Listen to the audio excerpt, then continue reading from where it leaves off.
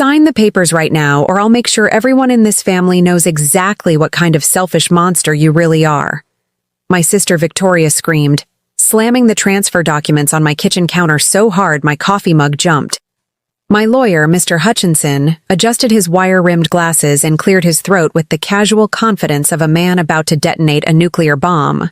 Ms. Wellington, before we proceed with any signatures, perhaps you should examine the name on the original deed, specifically the part about the irrevocable trust established in 1987.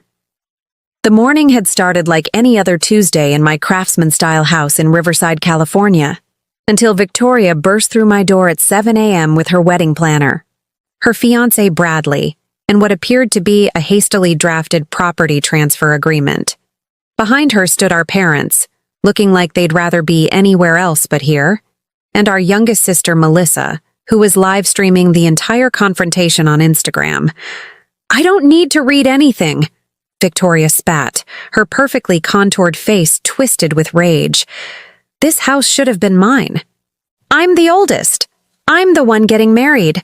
I'm the one who needs a venue, and this place is perfect with its gardens and that ridiculous gazebo Grandma loved so much." "The gazebo where she taught me to paint," I said quietly. But Victoria steamrolled over my words. "You've been squatting here for 3 years, playing the grieving granddaughter card while I've been planning the social event of the season. 200 guests, Sophia. Magazine coverage. The Ashford family will be there. Do you understand what that means for our family's standing?"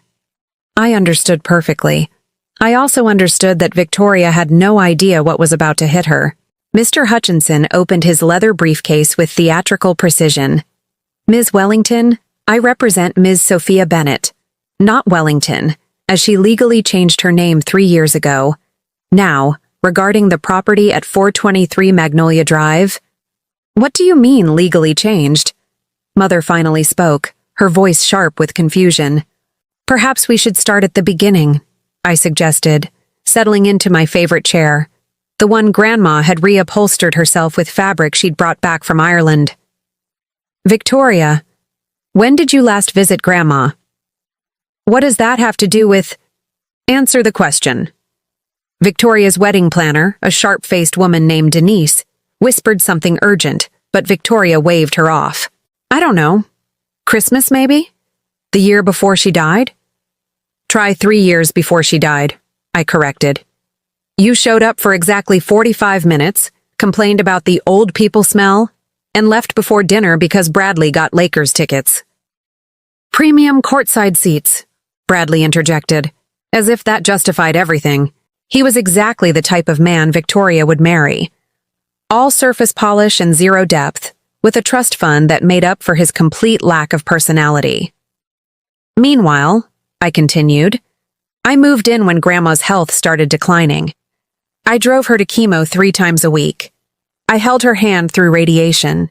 I learned to cook her mother's Irish stew recipe because it was the only thing she could keep down. I listened to her stories about Grandpa and the war, about building this house with their own hands in 1963, about—" "Oh, please," Victoria rolled her eyes. "Spare us the Mother Teresa act. You moved in because you couldn't afford your own place after your little art career flopped." The words stung, but not as much as they might have 3 years ago. My art career hadn't flopped. It had transformed. But Victoria didn't know that either. "Ms. Bennett," Mr. Hutchinson interrupted smoothly, "should I proceed with the documentation?" I nodded, and he pulled out a folder thick with legal papers. "This is the last will and testament of Eleanor Maeve O'Brien Bennett, executed June 15, 2021, 3 months before her passing. I'll skip to the relevant section." He cleared his throat. "To my granddaughter Victoria Elise Wellington, who believes material possessions are the measure of love, I leave my engagement ring. May she learn that some things cannot be bought." Victoria's face went pale. Mother gasped. Melissa's livestream comments were going wild.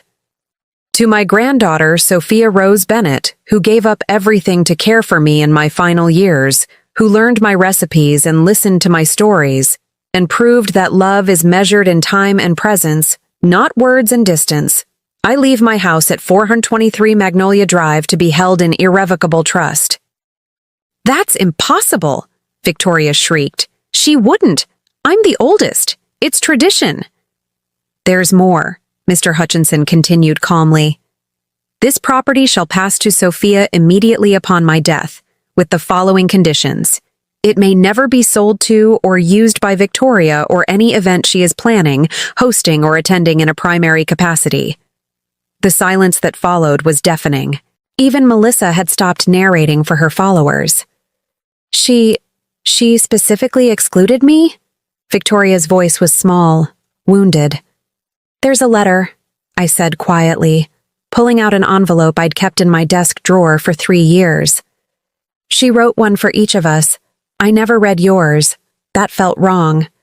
But maybe now—" Victoria snatched the envelope, tearing it open with shaking hands. As she read, her face cycled through emotions: anger, hurt, confusion, and finally, something that looked almost like shame. Father, who'd been uncharacteristically quiet, finally spoke. "What does it say, Victoria?" She was crying now, mascara running in designer streaks down her cheeks. She says she loves me, but that I loved her things more than I loved her.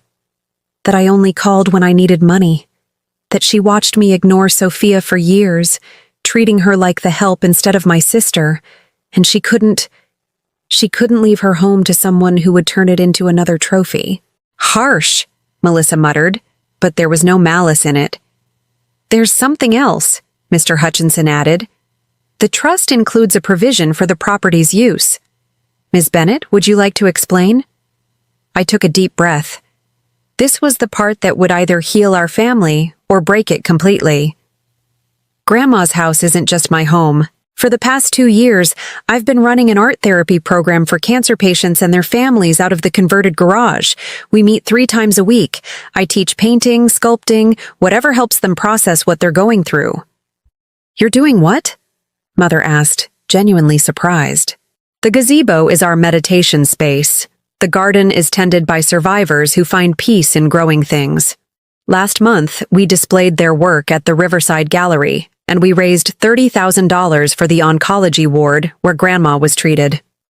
"Your failed art career," Father said slowly, looking at Victoria. "Transformed into something beautiful," I finished. "Just like Grandma knew it would. She funded the initial program with money she'd saved. Told me that art saved her during Grandpa's final days, and she wanted to pass that gift forward." Victoria sank into a chair, the fight completely gone out of her. Bradley looked supremely uncomfortable, checking his Rolex repeatedly as if it might transport him away from all these messy emotions. "I need this house," Victoria whispered. "The country club is booked. The Ritz fell through. Everything else is taken, and the Ashfords will respect you more for having your wedding in a megachurch or hotel ballroom than for stealing your grandmother's house," Melissa interrupted, surprising everyone. "Honestly, Vic, do you even hear yourself? You sound like some villain from a soap opera." "Melissa!" Mother scolded, but there was no real heat in it. "What? It's true. She literally burst in here trying to steal Sophia's house for a party, while Sophia's out here running a charity and saving lives through art. The optics alone are terrible. Can you imagine if this got out? Bridezilla tries to evict cancer charity for wedding? You'd be roasted alive on social media." As if to emphasize her point, Melissa's phone buzzed with hundreds of notifications. "Oh, and by the way, my followers are voting. 93% think Victoria's being a total—" "Melissa, enough," I interrupted. "This isn't about public shaming. It's about family." "Family?" Victoria laughed bitterly. "You changed your name. You literally erased our family name." "I took Grandma's maiden name," I corrected. "Bennett. Because she's the one who raised me after you all decided I was too weird, too quiet, too artistic to bother with. She's the one who came to my exhibitions when you were too busy. She's the one who told me I was enough when everyone else made me feel like I was aunt." The truth of it hung heavy in the air. 28 years of family dysfunction laid bare in a sunny kitchen that smelled like cinnamon and Irish breakfast tea. The engagement ring, Victoria said suddenly. She left me her ring. Yes, I confirmed. The one Grandpa designed himself, with the Celtic knot pattern. She wore it every day for 60 years. But with a message, Victoria continued, her voice hollow. That material possessions aren't love. She looked up at me, and for the first time in years, I saw my sister, not the perfectionist, not the social climber, but the girl who used to braid my hair and tell me stories about princesses. Soph, she said, using my childhood nickname for the first time in a decade. I'm sorry. They were 2 words, simple words, but they cracked something open in my chest. I'm sorry I treated you like you were less than me. I'm sorry I never visited Grandma. I'm sorry I tried to take your house. I'm sorry I've been a terrible sister. Bradley cleared his throat. Victoria, we should go. The Ashfords. Oh, shut up, Bradley. Victoria snapped. I'm having a moment here. Melissa snorted. Finally, some backbone. Is there anything in the trust that prevents me from hosting family events? He smiled slightly. No, Ms. Bennett. You're free to use the property as you see fit, as long as it continues to serve its charitable function. I looked at Victoria. Your wedding is in 3 months? 10 weeks, she whispered. The cancer program runs Monday, Wednesday, and Friday. We're dark on Saturdays. If you wanted to have your ceremony in the gazebo where Grandma and Grandpa were married, with a small reception in the garden, genuinely small, maybe 50 people, family, and close friends only. Victoria's eyes filled with fresh tears.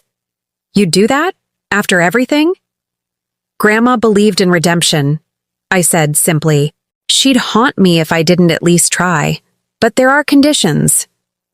Anything, Victoria said quickly. Too quickly. Bradley looked alarmed.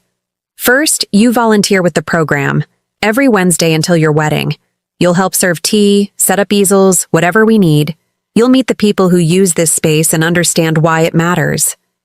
Victoria nodded slowly. Second, instead of wedding gifts, you ask for donations to the program.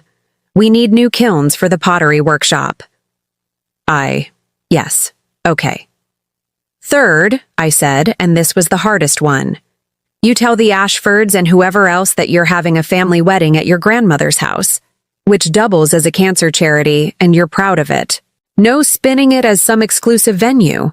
No pretending it's something it's not. Bradley made a choking sound. The Ashfords can expect whatever they want, Victoria said, steel in her voice. This is my family, my heritage. My grandmother's house. She looked at me. My sister's home. Well, Mother said after a moment, this has been educational. Father, ever practical, asked, what about the legal documents Victoria brought? Mr. Hutchinson gathered them up. I'll be taking these as evidence of attempted fraud, actually. Forging property transfer papers is a felony, Ms. Wellington. Victoria went white again. I didn't forge. Bradley's lawyer said.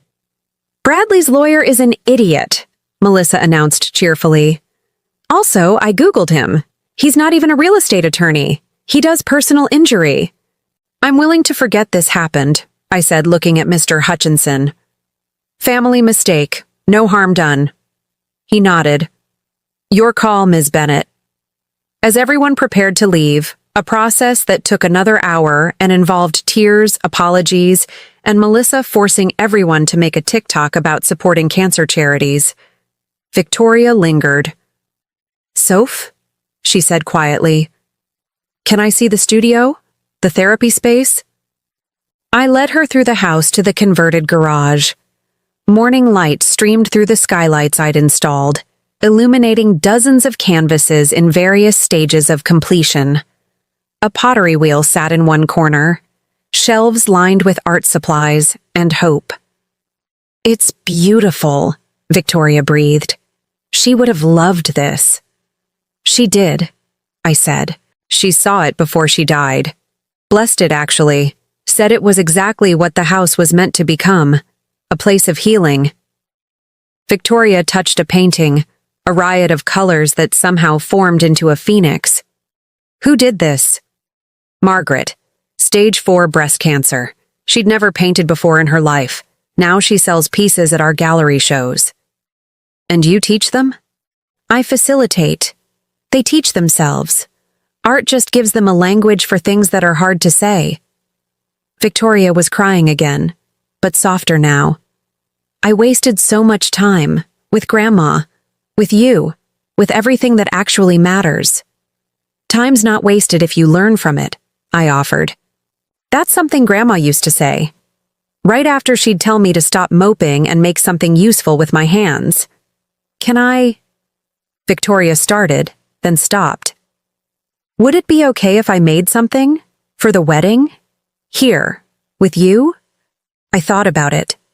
What did you have in mind? I don't know. Something real. Something that isn't from a catalog or a Pinterest board. Something Grandma would have liked. She loved wildflowers, I said. We could press flowers from her garden, make them into thank you cards for the guests. Include a note about the charity. For the first time all morning, Victoria smiled. A real smile, not her society version.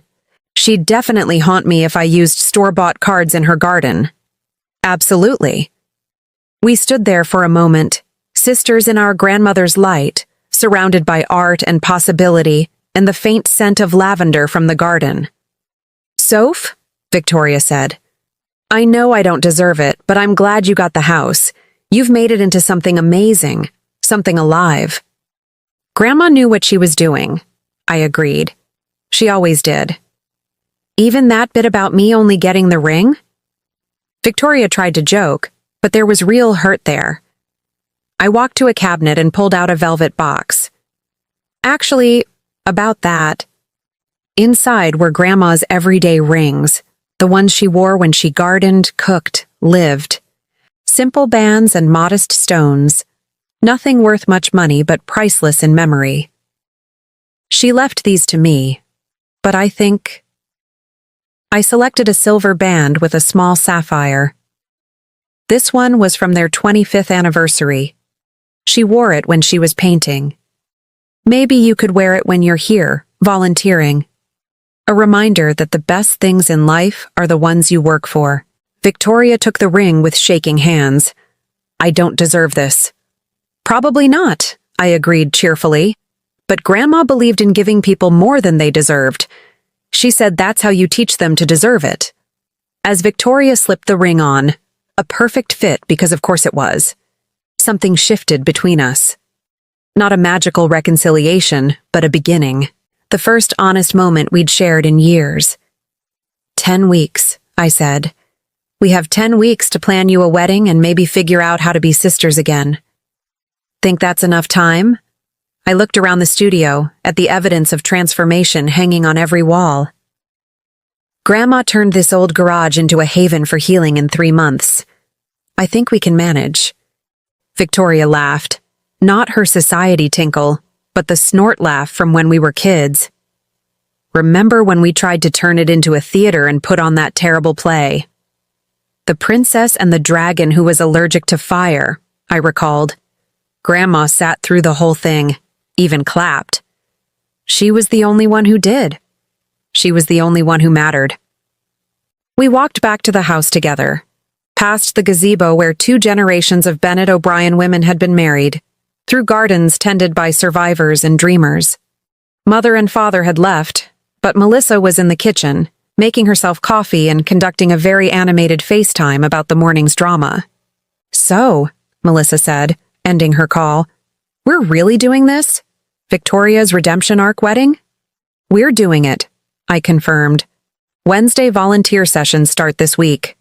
I'm in, Melissa announced. This is going to be great content. Bridezilla learns empathy through art. I can see the views already. Melissa, Victoria warned. What? I'm helping. I'll document your transformation. Show people that even the most uptight, controlling, status-obsessed. We get it, I interrupted. But maybe focus on the charity instead of the drama? Fine, Melissa pouted. But I'm keeping the footage of Victoria ugly crying over Grandma's letter. That was gold. As they bickered, some things would never change. I made tea in Grandma's favorite pot, the one with the shamrocks that was older than all of us. The morning sun filled the kitchen, and I could almost feel her presence, satisfied that her plan had worked exactly as intended. The house at 423 Magnolia Drive would host its third generation of Bennett women saying their vows this summer. But more importantly, it would continue to be what Eleanor O'Brien Bennett had always intended. A home where broken things became beautiful, where family meant more than blood, and where love was measured not in grand gestures but in showing up day after day to do the work. To Grandma, I said, raising my teacup. To Grandma, my sisters echoed. And somewhere in the walls of the old Craftsman house, in the gazebo wrapped with climbing roses, in the studio where pain became art, I could have sworn I heard her laughing.